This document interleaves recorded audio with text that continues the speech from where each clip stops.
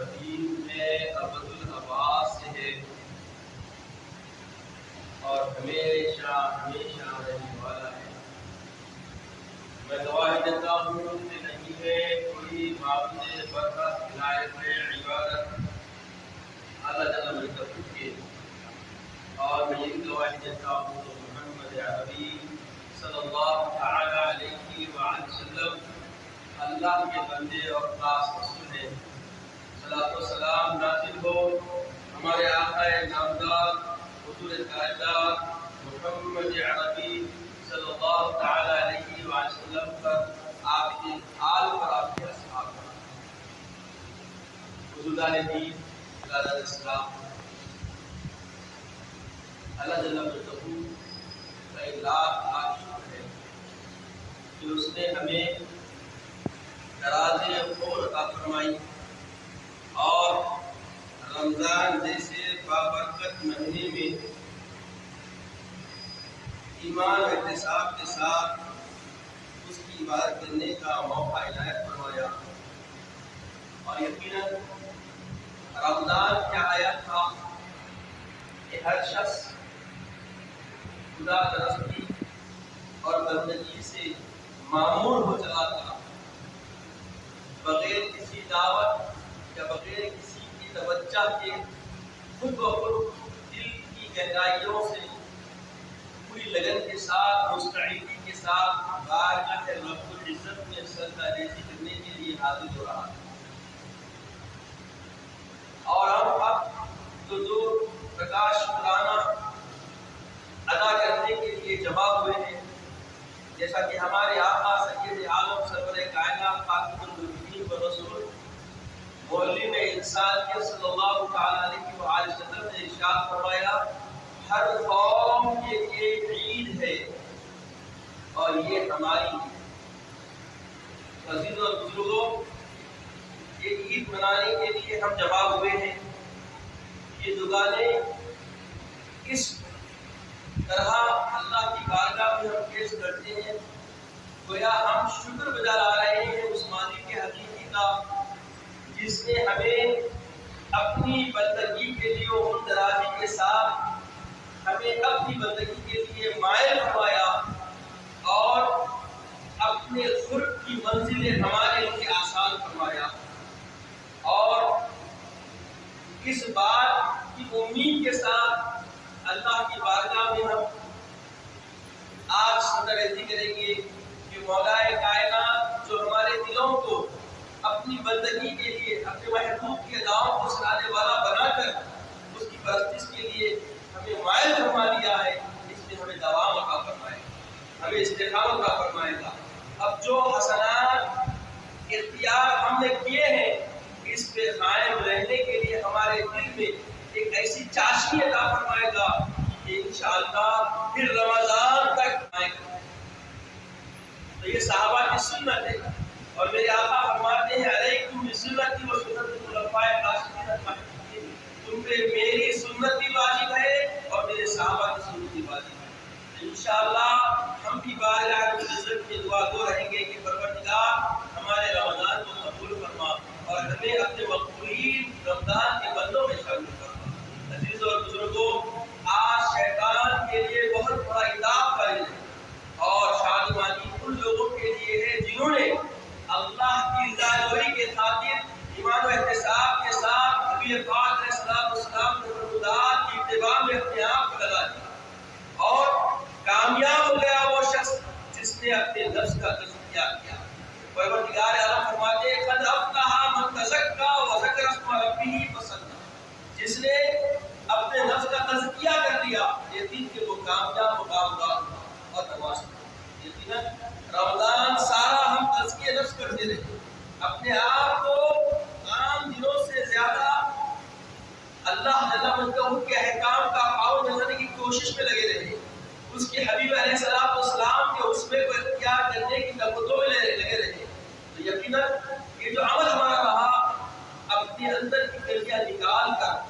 حسنات اور اعلیٰ نظر کی کردار جو سنت نبی صلی اللہ علیہ وسلم کے موافق ہیں اختیار کرنے کی ہم نے کوشش کی ہے، اور گویا ہم نے اپنے نفس کو پاکیزہ کیا ہے۔ اور آج ہم اللہ کی بارگاہ میں اسی بات کا شکرانہ پیش کریں کہ مولا نے ہمیں کامیاب کیا۔ قد افلح من تزکا اور ذکر ربی فصلی، یقین کہ کامیاب ہوا وہ شخص جس نے اپنے نفس کا تزکیہ کیا اور اپنے رب کی نماز پڑھی۔ عزیزان محترم، جتنے لوگ اب آئے ہیں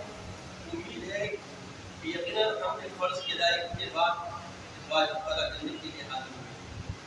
آج کچھ امور واجبات ہیں اور کچھ مستحسان ہیں، اور یہ جو سنت عمل ہے یقیناً یہ بہت اہمیت کا حامل ہے، اور جو واجب ہے وہ دگانے ظاہر سے دیکھیے آپ کے ساتھ سنت کیا ہے، خطبہ ہے۔ تو ہمیں نماز کے بعد اطمینان سے بیٹھنا ہے اور خطبہ غور سے سننا ہے، چاہے سمجھ میں آئے نہ آئے۔ اب خطبے میں یہی باتیں بتائی جائیں گی کہ رمضان جیسا مہینہ ملا، مکہ مہینہ ملا، اور اللہ تعالیٰ کے حبیب علیہ السلام نے فرمایا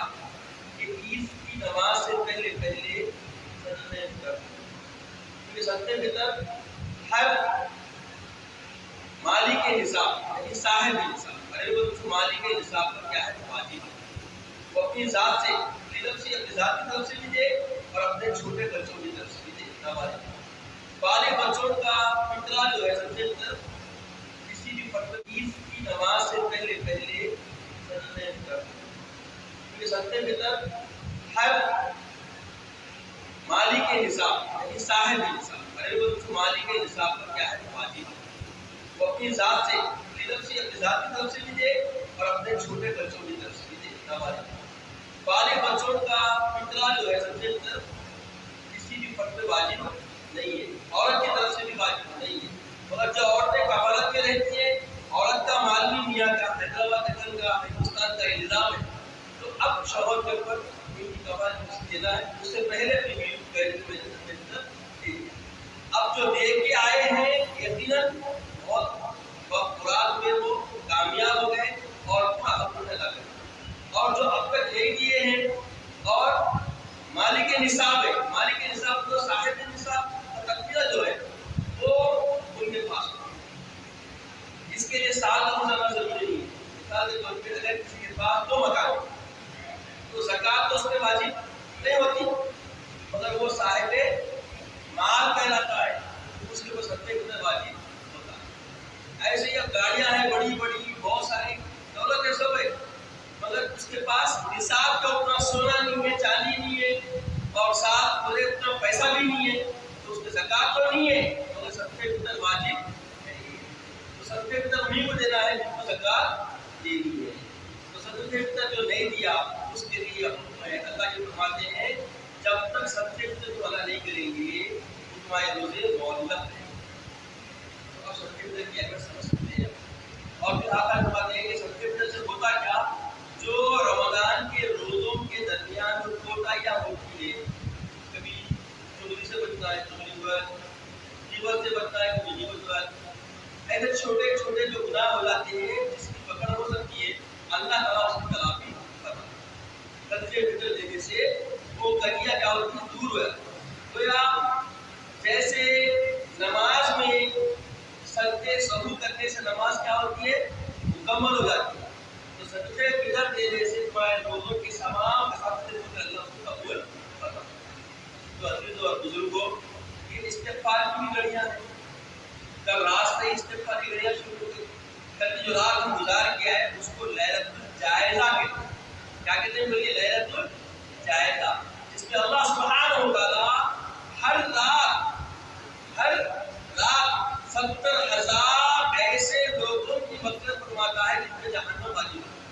یہ رمضان کی خصوصیت ہے۔ اور اسی طرح سے جب آخری رات آتی ہے تو ہر دن کے حساب سے اپنے بندوں کا اللہ معاف کرتا ہے۔ تو گویا کل بخش دیے گئے وہ لوگ جنہوں نے اپنے آپ کو اللہ کی بارگاہ میں مقبولیت کی امید سے پیش کیا اور اللہ تعالیٰ انہیں مقبول فرما لیا، اور جنہوں نے گریہ گزاری کی، کثرت سے استغفار کیا، امید ہے اس وہاب سے، عطا کرنے والے غفور رحیم سے کہ اس نے سب کی بخشش کروائی، اور اسی امید کے ساتھ اللہ کی بارگاہ میں دعا کرنا چاہیے کہ بارگاہ اے پروردگار ہمارے ساتھ خیر کا معاملہ فرما، ہمارے ساتھ خیر کا معاملہ فرما، عزت کی زندگی